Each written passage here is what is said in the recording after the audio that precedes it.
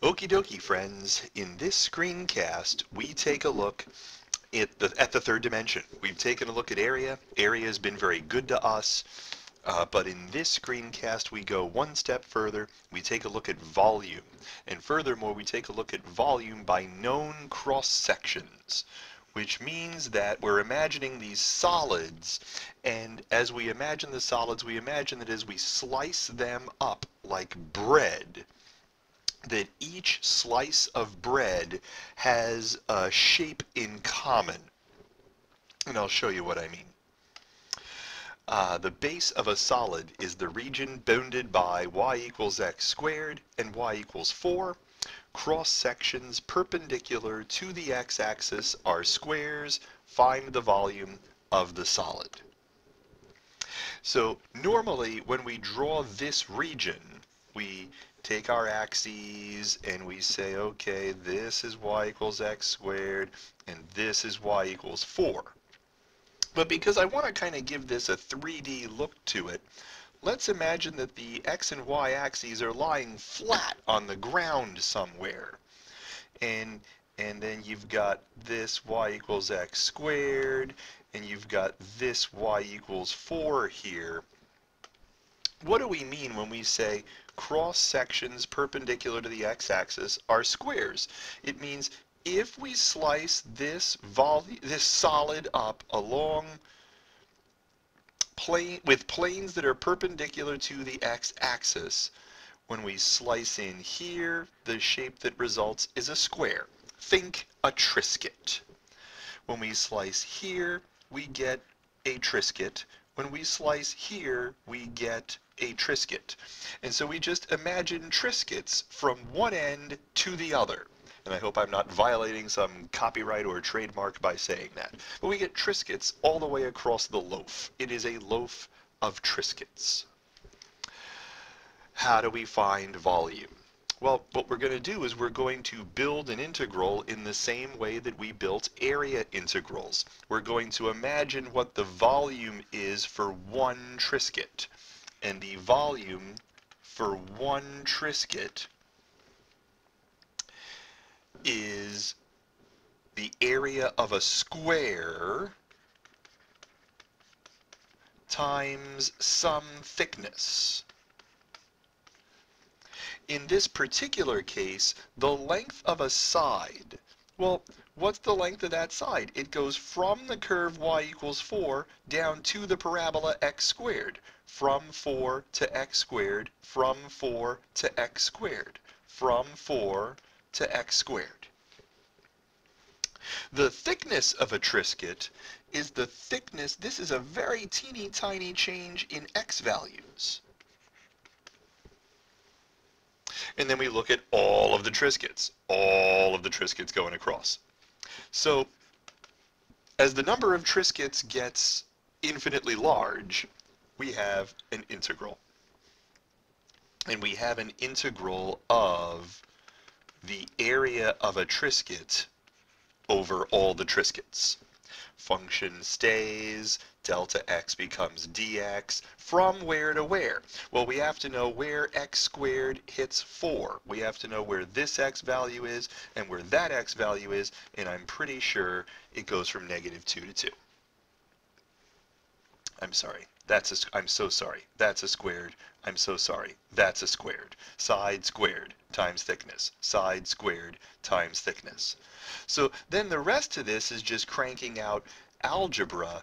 This is the integral from -2 to 2 of, we're going to square this before we take the antiderivative. That's 16 minus 8x squared plus x to the 4th. And so how do we do that? According to the fundamental theorem of calculus, we take an antiderivative.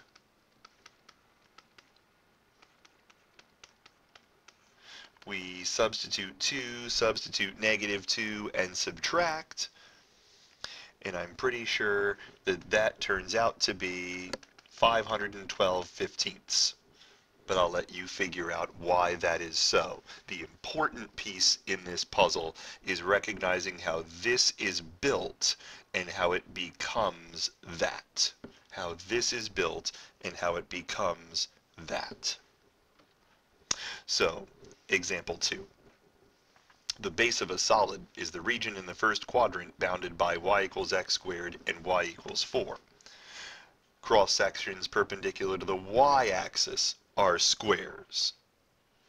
Find the volume of the solid.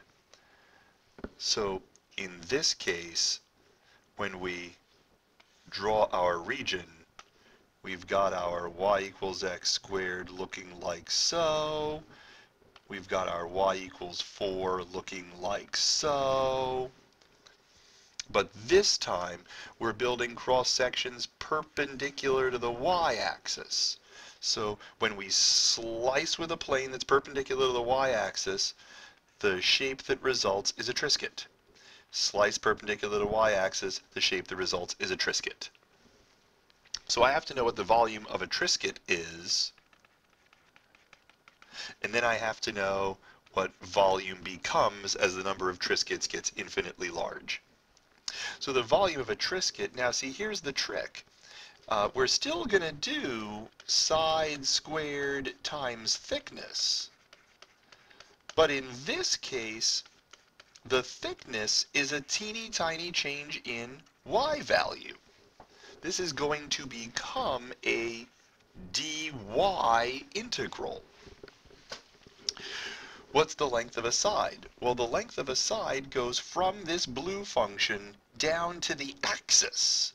So if I were to solve this thing for x in terms of y, I'm looking at radical y squared, because I've solved for this function, this blue function, in terms of y, because I've got to have a dy integral, so I've got to have a function in terms of y, and I go right minus left. Rightmost function minus leftmost function. Radical y minus 0. Radical y squared is y from bottom to top. From bottom to top. And so that's 1/2 y squared evaluated between 0 and 4, and I'm almost certain that that turns out to be it. Again, you want to know how a trisket is made, how that turns into an integral, and how that becomes a volume measurement. The base of a solid is the region bounded by y equals 1 minus x over 2, y equals x over 2 minus 1, and the y-axis. So we're clear. Y equals 1 minus x over 2 looks like this. Y equals x over 2 minus 1 looks like this. They cross at 2.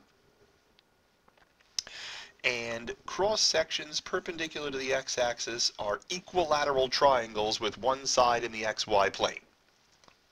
So if I slice perpendicular to the x-axis, the shape that results is a Dorito. If I slice perpendicular to the x-axis, I get a Dorito.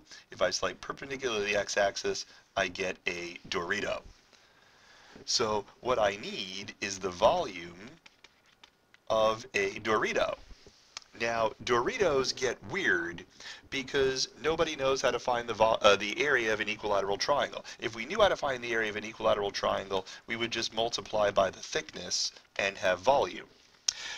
So I have to tell you, because you don't know, that the area of an equilateral triangle is side squared root 3 over 4. I have to tell you that, because there's no way you would know that on your own unless you had studied a whole lot of geometry and remembered it. So in this case, the side. What is the length of the side? Well, the length of the side goes from the blue function to the red function. So it's blue function minus red function, and that happens to be 2 minus x. So the volume of a Dorito is 2 minus x squared times radical 3 over 4 times the thickness of a Dorito, which is a teeny tiny change in x. So now I fill the region with Doritos, and I've got an integral from 0 to 2 of 2 minus x squared root 3 over 4 dx. And this is actually not too hard to figure out because this is a constant that can come right outside. This is a nice expansion of brackets. And then we just take an antiderivative, sub, and subtract. And it turns out that the volume of that solid is 2/3 radical 3. And I'll let you figure out why that is true. Shouldn't be very big, because this is not a very big region, so we shouldn't get much by way of volume. Okay, one more. The base of a solid is the region bounded by y equals sine x and y equals negative sine x from 0 to pi. So here's sine x, here's negative sine x on 0 to pi. Cross sections perpendicular to the x-axis, so every time we slice perpendicular to the x-axis, we get a semicircle with diameters connecting the graphs. So we get half a Ritz cracker, half a Ritz cracker, half a Ritz cracker. Want to find the volume of the solid, which means I have to know how to find the volume of half a Ritz cracker, and that is pi over 2 times the radius squared times pi over 2 times the radius squared times the thickness of half a Ritz cracker. The thickness is a teeny tiny change in x. The radius is just from the axis up to sine x. That's actually not too bad. So I put all the Ritz crackers that I can in there, and I make them as thin as I possibly can, and so I get an integral from 0 to pi of pi over 2 sine x squared dx. Now, just between us, you can't do this until Calc 2 because this requires some double angle substitution, and so I'm going to say by using a calculator that this turns out to be about 2.467. Again, the goal in the screencast is to get us familiar with how to set up volume integrals when the cross sections are known. And hopefully we've done that. So thanks everybody.